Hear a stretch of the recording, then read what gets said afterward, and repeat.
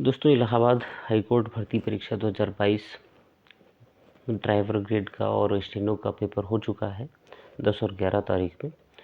17 और 18 में group D और ग्रुप सी का पेपर होना है। तो दोस्तों, कई बार हम सोचते हैं कि हमारी तैयारी, जब हम फॉर्म भरते हैं हम सोचते हैं कि हम इस बार बहुत अच्छी तैयारी करेंगे, और फिर समय आ जाता है परीक्षा का और हम जानते हैं कि हमारी तैयारी अपूर्ण रह पाई है या हम उस लेवल तक नहीं पहुँचे हैं जहाँ तक हमने सोचा था। और इस भर्ती परीक्षा की हम बात करते हैं तो इसमें वैसे भी समय फॉर्म भरने के लिए ज़्यादा नहीं दिया गया, और फॉर्म भरने के लिए दिया गया उसके बाद जो एग्ज़ाम डेट थी वो भी जल्द ही घोषित हो गई। लगभग 1 महीने के अंदर ही एग्ज़ाम डेट, फॉर्म भरने की अंतिम तिथि से 1 महीने के अंदर ही एग्ज़ाम डेट भी घोषित हो गई।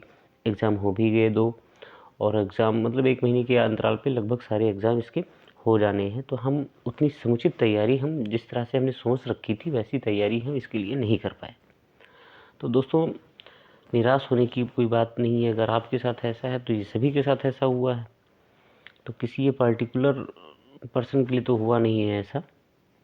तब भी हम जहाँ से जो भी मिल पा रहा है हम पढ़ रहे हैं, अपनी तैयारी को बेहतर बना रहे हैं। ये जो भर्ती है यूपी के अंदर, हमें लगता है पेट की अपेक्षा ये ज़्यादा अच्छी भर्ती है। जो पेट की होती है, यूपी ट्रिपल एस सी की जो अन्य परीक्षाएँ होती हैं, तो इसकी अपेक्षा ये अच्छी भर्ती है। और इस बार वैकेंसी कम होने के साथ साथ फॉर्म भी थोड़ा कम ही रहे। तो दोस्तों, एक अच्छा मौका है, एक अच्छा अवसर है आप सभी के लिए, जो ग्रुप सी और ग्रुप डी की तैयारी कर रहे हैं, एक अच्छी नौकरी के लिए आप तैयार हो रहे हैं। तो उम्मीद करता हूं दोस्तों कि आप सभी लोग अपनी परीक्षा में सफल हों। तो इसी श्रृंखला, इसी परीक्षा से संबंधित मेरे चैनल के माध्यम से आपको जो भी स्टडी मटेरियल प्रोवाइड कराया जाता रहा है, उसी श्रृंखला में एक बार मैं पुनः उपस्थित हूँ और स्वागत करता हूँ आप सभी का आपके अपने यूट्यूब चैनल अभिज्ञान क्लासेस पर। तो दोस्तों, जीए से जुड़ा ये प्रैक्टिस सेट है, जिसका जो पहला क्वेश्चन है वो है, विश्व का सबसे बड़ा महाद्वीप कौन सा है? विश्व का सबसे बड़ा महाद्वीप क्या है? एशिया है, यूरोप है, एशिया है, दक्षिण अमेरिका है, उत्तरी अमेरिका है। तो एशिया जो है विश्व का सबसे बड़ा महाद्वीप है। फिर दोस्तों, अगला प्रश्न है, निम्नलिखित जंतुओं में से जुगाली करने वाले रूमिनेंट जंतुओं का समुच्चय चुनिए। जुगाली जो करते हैं उसमें कौन है? भैंस है, गाय है, हिरण है। ये वाला विकल्प सही है। गाय, हिरण, कुत्ता है, बिल्ली, भैंस, हिरण है, भैंस, गाय, कुत्ता है। ठीक। तो देखिए, हम जानते हैं कि भैंस है और गाय है, ये अपने भोजन को पचाने के लिए जुगाली करते हैं। इसके साथ साथ कौन करता है? हिरण भी करता है। क्या करता है? हिरण भी जुगाली करता है। तो ये 3 जो हैं ये जुगाली करने वाले जंतुओं की श्रेणी में आते हैं। इनकी पाचन क्रिया में यह विशेषता पाई जाती है कि इनका जो आमाशय है वो 4 भागों में बटा रहता है। 4 भागों में बटा रहता है, तो ये भोजन को पचाने के लिए हर समय क्या किया करते हैं, मतलब भोजन खाते कम हैं, खाते तो हैं मतलब, लेकिन खाने से अधिक समय तक ही क्या करते हैं, जुगाली करते हैं, जिससे इनका भोजन आसानी से पच जाए। ठीक दोस्तों, अगला प्रश्न है, राष्ट्रीय मतदाता दिवस कब मनाया जाता है? तो आप सभी लोग जानते होंगे, 25 जनवरी है, 26 जनवरी है, 2 फरवरी है या 4 फरवरी है। तो 25 जनवरी, 26 जनवरी से एक दिन पहले वाला दिन, रिपब्लिक डे के पहले वाला दिन राष्ट्रीय मतदाता दिवस है, वोटर्स डे के नाम से है। सेवा का विस्तृत रूप क्या है? स्वरोजगार बुनकर संघ, स्वनियोजित महिला संघ, स्वनियोजित कर्मचारी संघ, या उपरोक्त में से कोई नहीं। तो सेवा का जो विस्तृत रूप है वो क्या है? बी वाला सही है। बी विकल्प आपका बिल्कुल सही है। तो स्वनियोजित महिला संघ, सेल्फ एम्प्लॉयड वुमेन्स एसोसिएशन। ठीक, तो बी टिक कीजिएगा। सूर्य ग्रहण कब होता है? सूर्य ग्रहण कब होता है दोस्तों? तो सूर्य ग्रहण जब सूर्य और पृथ्वी के बीच चंद्रमा आ जाता है। जब सूर्य और पृथ्वी के बीच चंद्रमा आ जाता है तो यह घटना क्या होती है? सूर्य ग्रहण होती है क्या?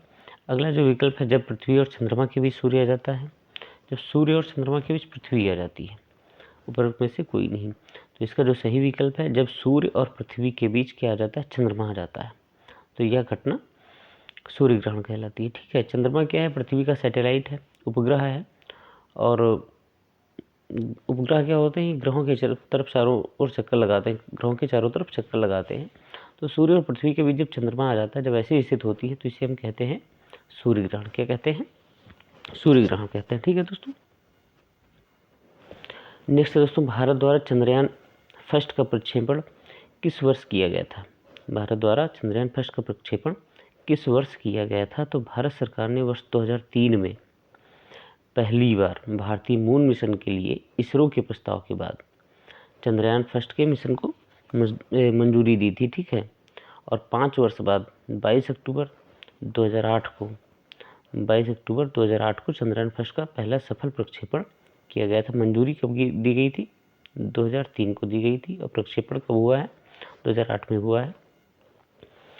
निम्नलिखित में से कौन सी थाईलैंड की मुद्रा है?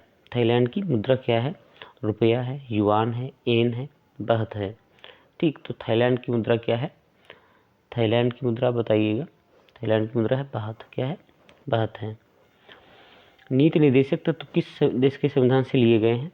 ग्रीनलैंड, न्यूजीलैंड, इंग्लैंड या आयरलैंड? तो इसका जो सही विकल्प है वो क्या होगा?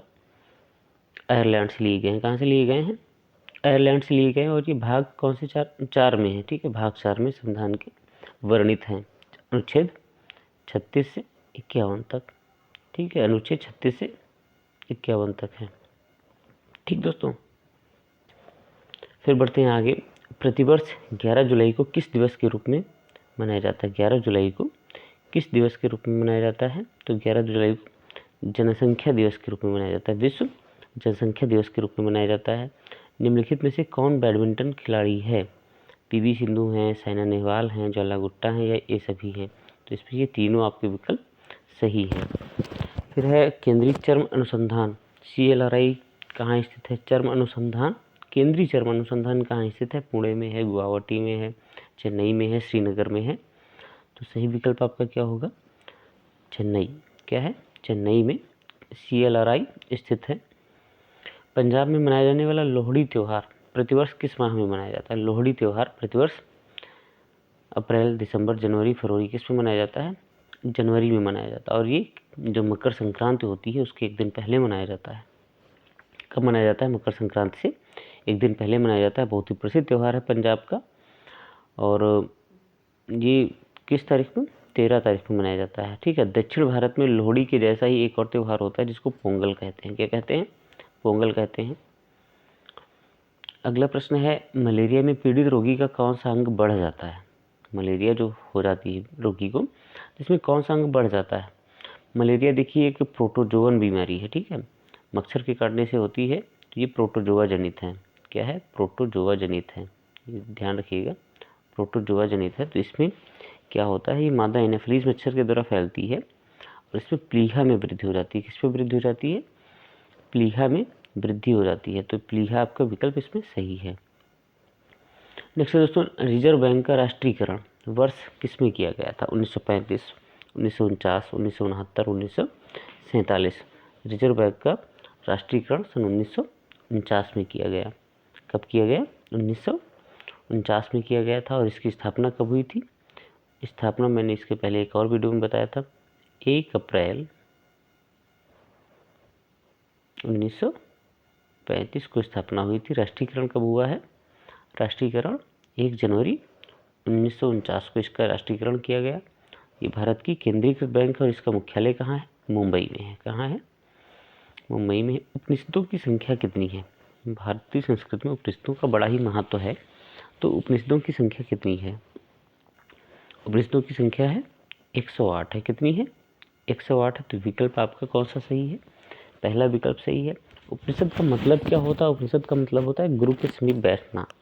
उपनिषद का मतलब, उप का मतलब समीप, निषद का मतलब बैठना। तो गुरु के समीप बैठने को क्या कहते हैं?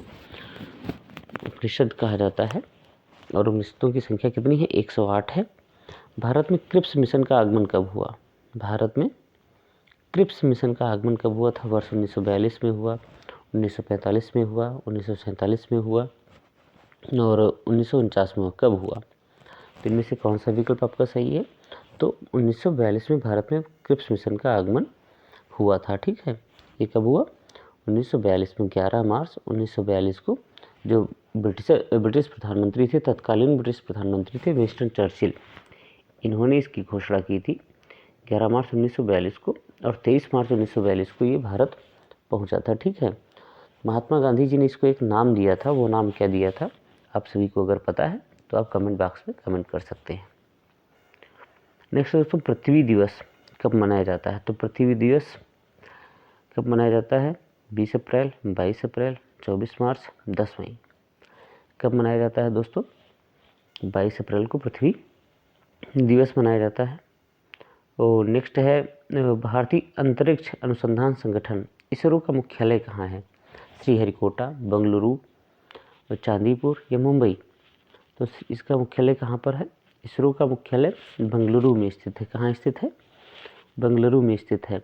और इसरो का जो गठन किया गया था, तो ये कब किया गया था? 1962 में किया गया था। कब किया गया था? 1962 में किया गया था। ठीक, यहाँ पर दोस्तों एक बात समझ लीजिएगा कि इसरो जो है एक जो संगठन है, इसके पहले जिसको कहा जाता है अंतरिक्ष अनुसंधान के लिए एक समिति बनाई गई थी, भारतीय राष्ट्रीय समिति। ठीक है, क्या बनाई गई थी? भारतीय राष्ट्रीय समिति बनाई गई थी। तो इसका गठन हुआ था 1962 में। मैंने जो बताया, तो 1962 में इसका गठन हुआ था। और बाद में इसको क्या कर दिया गया? डॉक्टर विक्रम साराभाई ने इसको क्या किया? अगस्त 1969 में, कब? अगस्त 1969 में क्या किया? इसके स्थान पर, ठीक है, जो अंतरिक्ष समिति बनी थी, भारतीय राष्ट्रीय समिति बनी थी अंतरिक्ष के लिए, अंतरिक्ष अनुसंधान के लिए, इसका नाम उन्होंने क्या कर दिया, या इसकी जगह पर किसकी स्थापना की? इसरो की स्थापना की। ठीक है, इसरो की स्थापना इसकी जगह पर की, भारतीय अंतरिक्ष अनुसंधान संगठन की स्थापना की। कब की? 1969 में। तो इस समिति का गठन हुआ है 1962 में। ठीक है, और इसरो की स्थापना इसके अंतर्गत कब हुई है? 1969 में हुई है, विक्रम साराभाई के द्वारा। ये समझ लीजिएगा दोस्तों। नेक्स्ट है भारतीय सर्वोच्च भारतीय नागरिक पुरस्कार भारत रत्न किस वर्ष आरंभ किया गया? सर्वोच्च भारतीय नागरिक पुरस्कार भारत रत्न किस वर्ष प्रारंभ किया गया? 1956 में, 1952 में, 1954 में या 1963 में? तो भारत रत्न जो है वो भारत का हाईएस्ट सिविलियन अवार्ड है, सर्वोच्च नागरिक है, और इसकी स्थापना 1954 में तत्कालीन राष्ट्रपति डॉक्टर राजेंद्र प्रसाद के द्वारा की गई थी, 1954 में। ठीक दोस्तों, अगला जो प्रश्न है, कार्य करने की दर क्या कहलाती है? तो कार्य करने की दर ऊर्जा होती है, बल होती है, शक्ति होती है, या गति होती है? कार्य करने की दर शक्ति कहलाती है। क्या कहलाती है? शक्ति कहलाती है। तो शक्ति कहलाती है। और शक्ति का मात्रक क्या होता है? शक्ति का मात्रक क्या होता है? वाट होता है। ठीक है, निम्न में से कौन सा महत्वपूर्ण तीर्थ स्थान गंगा नदी के तट पर स्थित नहीं है? तो गंगा नदी के तट पर कौन स्थित नहीं है? हरिद्वार है, वाराणसी है, प्रयागराज भी है, क्या नहीं है? मथुरा नहीं है। तो आपका विकल्प क्या सही हो जाएगा? मथुरा सही हो जाएगा। ठीक, मथुरा को आप टिक कर लीजिएगा। मथुरा किस नदी के तट पर है? मथुरा यमुना नदी के तट पर है।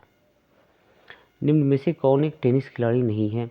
तो Roger Federer, Michael Phelps, Rafael Nadal, Novak Djokovic. तो ये तीनों टेनिस खिलाड़ी हैं।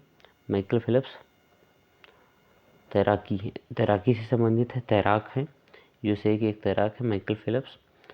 और ये तीनों क्या हैं? ये टेनिस खिलाड़ी। तो आपका विकल्प क्या सही है? माइकल फेल्प्स ही होगा। रामकृष्ण मिशन की स्थापना किसने की थी? रामकृष्ण मिशन की स्थापना स्वामी विवेकानंद ने की थी। किसने की थी? स्वामी विवेकानंद ने की थी। ठीक, रामकृष्ण परमहंस जो इनके गुरु थे, इनके नाम पर इन्होंने बेल्लूर में रामकृष्ण मिशन की स्थापना की थी। राजगुरु भगत सिंह और सुखदेव को कब फांसी दी गई? जो क्रांतिकारी नेता थे लाहौर खडेन केस में, तो इनको फांसी कब दी गई? 23 मार्च 1931। कब दी गई? 23 मार्च 1931 को दी गई।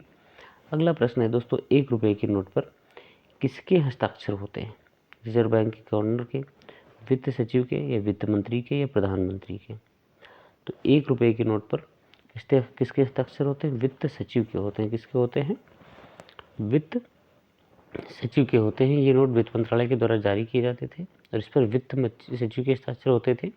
ठीक, और बाकी इसके अलावा जो नोट हैं 1 रुपये से ऊपर के नोट, उन पर गवर्नर के हस्ताक्षर किए जाते हैं। कौन से गवर्नर के? रिजर्व बैंक के गवर्नर के। तो दोस्तों ये 25 क्वेश्चन थे। उम्मीद करता हूँ आपको ये वीडियो सेशन, ये प्रैक्टिस सेशन पसंद आया होगा। अगर आप नए हैं चैनल पर तो आप हमारे चैनल को सब्सक्राइब कर लीजिएगा आगे भी ऐसी अपडेट्स पाने के लिए। नमस्कार दोस्तों, धन्यवाद।